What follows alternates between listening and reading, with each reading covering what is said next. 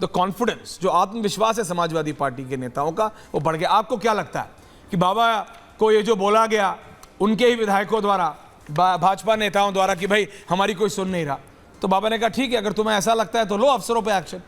Samajwadi party का क्या कहना है? So what's your view point?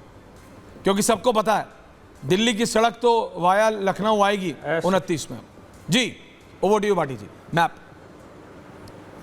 ऐश्वरी ji, मेरे और आपके जो प्रिय शायर हैं दीक्षित धनकौरी, उन्हीं के एक शेर से शुरुआत। हाँ, बहुत दिनों से नहीं करा आपने। कि जिससे दब जाए कराहें घर की, जिससे दब जाए कराहें घर की, कुछ ना कुछ शोर मचाए रही है। ये जो भारतीय जनता पार्टी की कवायद है कि 104 अफसरों की लिस्ट लेकर योगी जी जा रहे हैं, कुछ होगा, कुछ सस्पेंड होंगे, कुछ हटाए जाएंगे, ये सिर्फ इनके घर की जो कराहें हैं उन्हें दबाने के लिए, शोर बचाने का, लोगों को गुमराह करने के लिए है।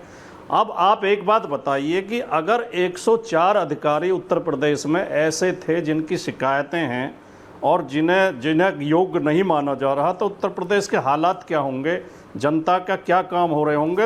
योगी जी की नींद तब खुलती है जब उन्हें हटाने की बातें चलती हैं, वरना ये तब आगे भी बने रहते।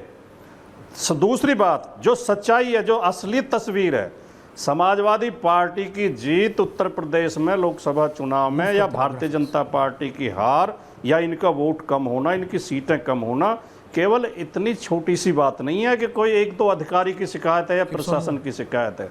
सच्चाई यह है कि भारतीय जनता पार्टी की जो नफरत की, कट्टरवाद की, घोर जातिवाद की राजनीति है, संविधान विरोधी राजनीति है, न्याय विरोधी राजनीति है, वो बेनकाब हो गई है। उस उत्तर प्रदेश की जनता समझ चुकी है कि ये पार्टी जातियां देखकर नियुक्ति करती है, जातियां देखकर ट्रांसफर करती है, जातियां देखकर सम्मान करती है, और ये हिंदू मुस्लिम को लड़ा कर वोट हासिल करती है। ये इनकी नीतियां जनता के सामने बेनकाब हो गई हैं। इसलिए अब ये दोबारा इनके झांसे में, इनके बहकावे में उत्तर प्रदेश की जनता आने वाली नहीं है। जहां तक आपने बात की ओवर कॉन्फिडेंस और चाल ढाल, और एक जो वो दिखाई दे रहा है कि एक आत्मविश्वास, देखिए हमारे पास तो जब 5 सीटें थी लोकसभा में, विधानसभा में 47 सीटें थी, हमारे नेता के चेहरे पर तब भी आपने मुस्कुराहट ही देखी होगी और कॉन्फिडेंस देखा होगा, आत्मविश्वास देखा होगा। हमारे नेता ने या हमारी पार्टी ने उस समय भी कभी घटिया बातें नहीं की, कोई ऐसी बातें नहीं की समाज को तोड़ने वाली या करने वाली।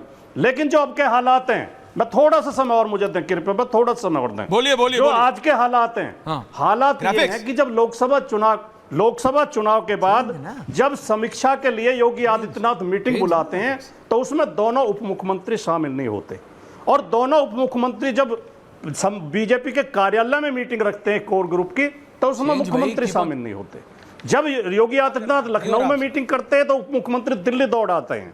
इनके बीच में जो मतभेद चल रहे हैं, जो लड़ाई चल रही है, वो पूरे प्रदेश में पता है। 2-3 उदाहरण देना चाहता हूं। वीर बहादुर सिंह जी के बेटे हैं, फतेह बहादुर 7 बार के विधायक हैं, हाँ। वो कह रहे हैं मुझे प्रशासन से जान का खतरा है, प्रशासन मेरी हत्या कराना चाहता है। दूसरे इनके चौरी चौरा के एमएलए हैं श्रवण निषाद, हाँ। वो प्रशासन पर आरोप उन्होंने भी लगाया कि मुझे मरवाना चाहता है प्रशासन।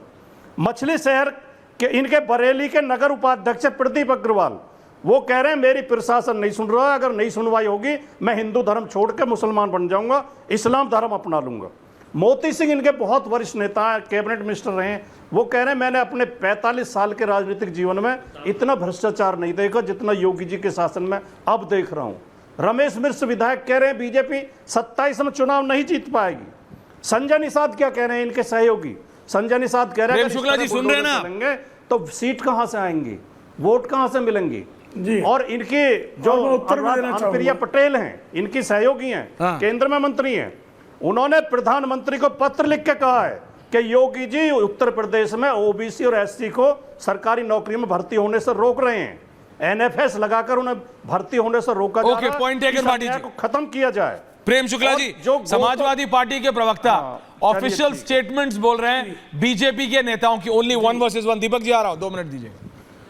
वो कोई अपने मन गढ़ंत नहीं, ये ऑफिशियल प्रतिक्रियाएं हैं भाजपा नेताओं की। सर देखिए, भाजपा नेता अगर ऐसी प्रतिक्रिया देंगे तो समाजवादी प्रवक्ता तो उसको डंके की चोट पे बोलेंगे, लाउड स्पीकर लगा के बोलेंगे। एम्बैरेसिंग आपके लिए हो रहा है। प्रेम शुक्ला जी। नहीं, आदरणीय भाटी जी ने कहा कि हमारे यहाँ तो तब भी मुस्कुरा रहे थे अखिलेश जी जब हार गए थे। नहीं, उनको छोड़िए, तब इन भी नेताओं के मुस्कुरा बारे रहे में थे जब बोलिए। अपने अब्बा हुजूर का माइक छीन लिया था उन्होंने। नहीं, भाई आप मैं पॉइंट बता पर रहा हूँ, रहिए ना। नेताओं का बता रहा हूँ, जब अब्बा हुजूर का माइक छीन कर पार्टी पर, मैं पॉइंट पर हूँ भाई। सर भाई उनकी पार्टी का बता रहे थे ना, वो मेरी पार्टी थी, उनकी पार्टी का बता दूं मैं। अब्बा हुजूर का माइक छीन ले रहे थे, अपने जिन पिताजी ने उनको मुख्यमंत्री के पद पर बैठाया उनको अपमानित करके माइक छीनकर पार्टी पर कब्जा कर लिया था। ये तो अनुशासन था। चाचा को पार्टी से निकाल दिया था, ये तो अनुशासन था। राम गोपाल जी, शिवपाल जी एक दूसरे के विरुद्ध बोल रहे थे, ये तो अनुशासन था। देवेंद्र प्रताप सिंह इनके तब एमएलसी हुआ करते थे, वो गए अखिलेश जी के पास, कहा कि पीसीएस में सिर्फ यादव समाज के लोग कैसे सिलेक्ट हो गए हैं, इसकी जांच हो। तो अखिलेश ने कहा मैं यादवों को नियुक्त करूंगा, आपको जो करना हो करो। उन्होंने प्रणब मुखर्जी राष्ट्रपति को पत्राचार करके समाजवादी पार्टी के खिलाफ जो है बाकायदा जांच करवाई और पार्टी छोड़कर चले आए। ये तो अनुशासन था, ये जातिवाद थोड़े था, ये तो न्यायप्रियता थी। अनिल यादव यूपीएससी, इनके यूपीपीएससी के चेयरमैन थे, उनके खिलाफ हाईकोर्ट को कहना पड़ा कि भाई आपने किसको बना दिया है, क्या हो रहा है यूपीपीएससी में।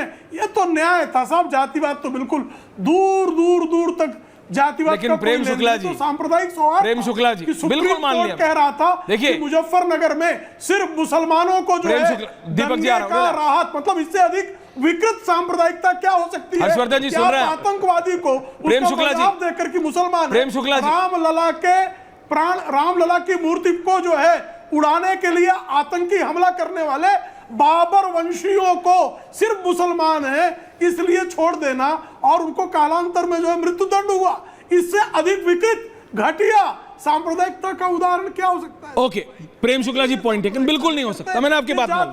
प्रेम शुक्ला जी, आपने जो जो कहा मैंने मान लिया, इसीलिए जनता ने। अब मैं उसका उत्तर, प्रेम शुक्ला जी, प्रेम शुक्ला जी, प्रेम शुक्ला जी, प्रेम शुक्ला जी, आपने जो जो कहा बिल्कुल मान लिया, इसीलिए उत्तर प्रदेश की जनता ने पिछले 2 इलेक्शन में बाबा को जिताया, बीजेपी को जिताया।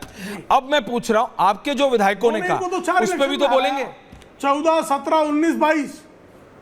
जी जी बिल्कुल। उसका जवाब नहीं है इनके पास, उसका जवाब नहीं दे पाएंगे। जी ने शाम में बयान नहीं है, दिया उसका नहीं है। कि हम जीतेंगे ही जीतेंगे और सपा के लोग जो है सपना देखना बंद कर दें।